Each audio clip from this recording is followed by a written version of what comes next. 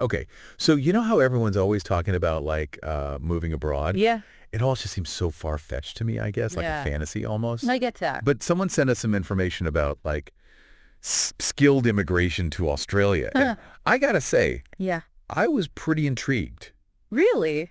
Yeah, it's like way more than just filling out a few forms and hoping for the best, you know? Hmm. Like there's a whole system they've got going on with points and rankings and specific jobs they're looking for. It's true. They're not messing around.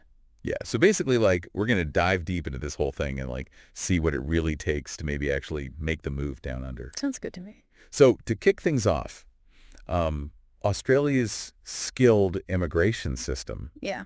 it's not just, like, open doors for everyone, right? Right. It's definitely selective. Like they've put a lot of thought into attracting skilled workers who will actually benefit their economy.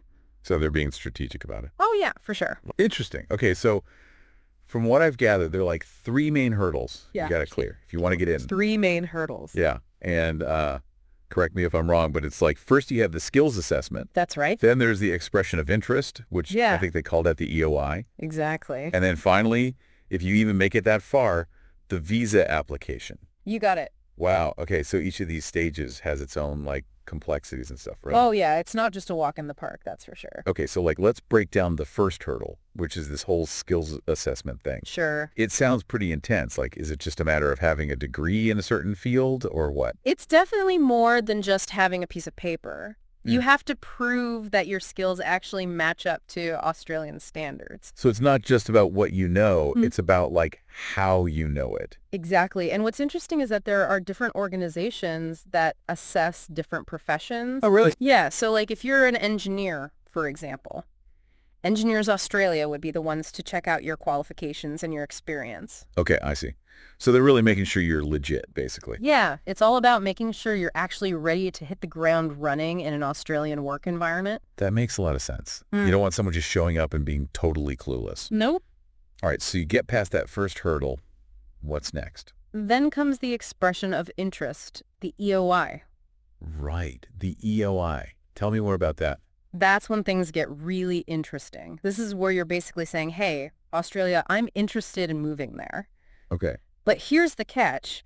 You're throwing your hat in the ring with a ton of other people. Oh, so it's like a competition. Yeah, and not everyone gets invited to actually apply for a visa.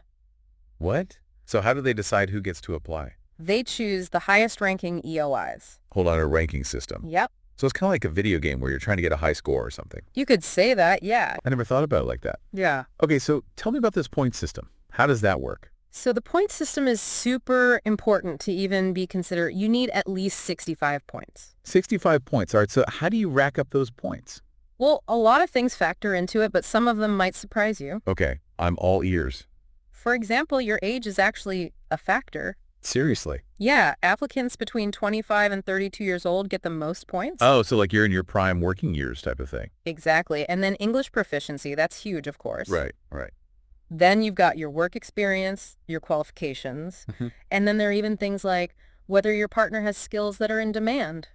Oh, wow. So they're looking at the whole package deal. Exactly. It all adds up. Wow. So like someone with less experience but who's younger could actually score higher than someone with tons of experience but who's older. That's totally possible. That's crazy. It's all about finding the right balance. Okay, and then there's another layer to this whole thing, right? There's also state nomination. State nomination. I'm not familiar with that. What's that all about? So Australia is a big country and different states have different needs.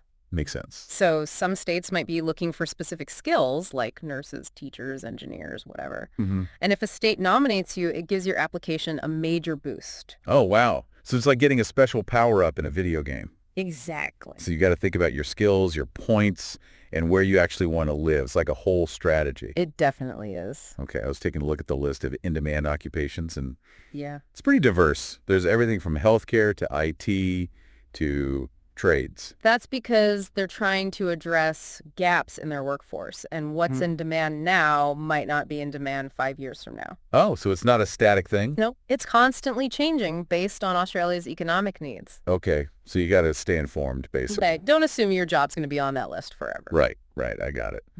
So before anyone gets too excited and starts packing their bags, I'm guessing there's some other requirements too. Oh, yeah, definitely. Like proving you're in good health and that you don't have a criminal record or something. Absolutely. Australia has high standards when it comes to health and character. Makes sense. So anyone thinking of applying needs to do their research.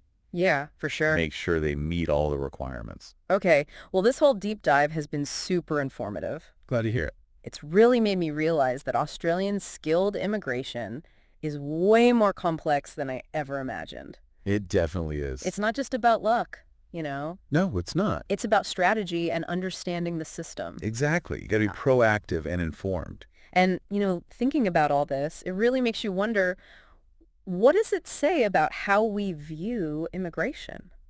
Yeah, that's a great question. Like, if this is what it takes to be a desirable immigrant, what does that mean about all the other kinds of immigrants? Exactly. Like, where do they fit in? It's something to think about for sure. Yeah. Definitely a lot to unpack there. Absolutely. All right. Well, that's all the time we have for today's deep dive. Thanks for listening. Thanks for having me.